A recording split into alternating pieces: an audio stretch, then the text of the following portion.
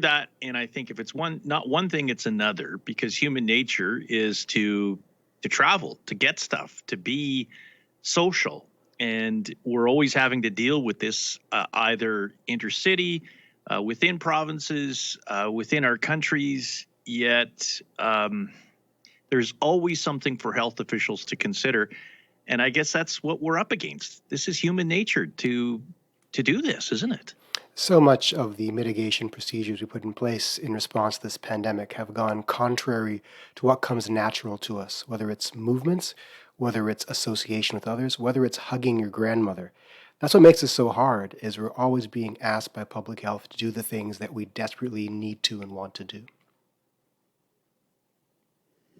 It's a difficult scenario, and we go back again when we look at the numbers today, down dramatically in the city of Winnipeg and still struggling in the north, and now we have another First Nation into lockdown. And you and I have talked about this before, and it again really highlights the disparity and the difficult living conditions and how quickly those can have a direct impact on public health. Absolutely. And as I keep saying, this pandemic and public health emergencies in general always disproportionately affect those least able to deal with it. And by that I mean the poor. So it's incumbent upon government to really step up the amount of protection and support they give to people who are such affected. That includes even the working poor, so paid sick leave, income support, housing support, rent relief, whatever it takes. We're not done with this yet, and if we're going to get through this as a society, we really have to uplift those who are most deeply dispossessed by this epidemic. With Raywat Deonandan on 680 CJOB, Jets pregame at 5 with Kelly Moore. The International Trade Minister is acknowledging that the newly introduced European export controls are concerning, as all of our doses of vaccines are currently made and shipped from that continent. You're an epidemiologist, but you're also somebody that's been watching what's going on worldwide here. The World Health Organization is concerned about this. Individual countries want to get the vaccines to their populations, but this is dangerous, isn't it? It's deeply dangerous. We call this vaccine nationalism, and it was predicted months ago when the vaccine system was starting to be developed. The problem, of course, is that nobody is safe unless everybody is safe. This is a global pandemic, which means that we need to get the vaccine into those places where the epidemic is burning the worst, and that tends to be the poor countries who can least afford to get it. That's one aspect of this. The other is those countries that produce the vaccines, the USA and Europe in particular, are the ones who kind of control the purse strings for the rest of the world.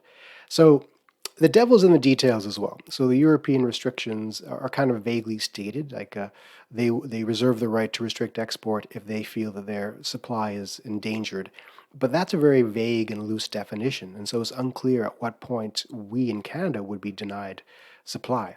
And it really underlines the need for us to establish connections with other countries and also to develop perhaps domestic production. This can't be allowed to be the norm for this pandemic or future pandemics. And I think it kind of even goes back to the protectionism that we saw, that America first strategy, and everybody was really quick to jump down the U.S. throat and collectively and say, listen, you shouldn't be doing that. We all matter. And now we see this happening with vaccines. Again, this highlights Canada needs to have trade and export with other countries, but also we need to make sure we have enough resources here to cover our own population. And by that, I mean manufacturing of vaccines. It just makes smart to have at least one facility here that can do it. It does, and it really underlines the fragility of the global trade system, of which I'm a fan. Globalization is one of the paths towards great wealth going into the poorest parts of the world. But globalization has also meant that we're at the whim and mercy of those who make the things that we need. In partnership with that, it underlines the need to have strong partnerships and good relationships with countries that make these kinds of things. And I thought we kind of did have those good relationships, but even those can be frayed when a commodity is deeply in demand. So right now, the need is for negotiation for access to supply and the long-term commitment to building domestic production capacity. When we look at vaccine, we're hearing more and more about the Johnson & Johnson one that is a one dose wonder, as they call it. Also, I think it's a little more easily stored.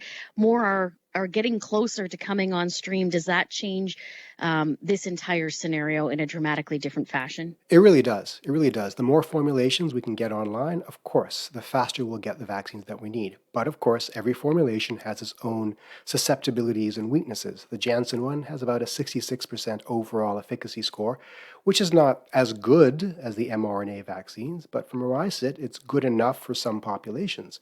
And Novavax might be licensed here soon, and that has a 90% efficacy score and uses a different kind of technology. Each of these formulations can be used in different ways in different subpopulations, depending upon the need of that population and the ability of transportation and storage. So the more tools on the table, the better, absolutely.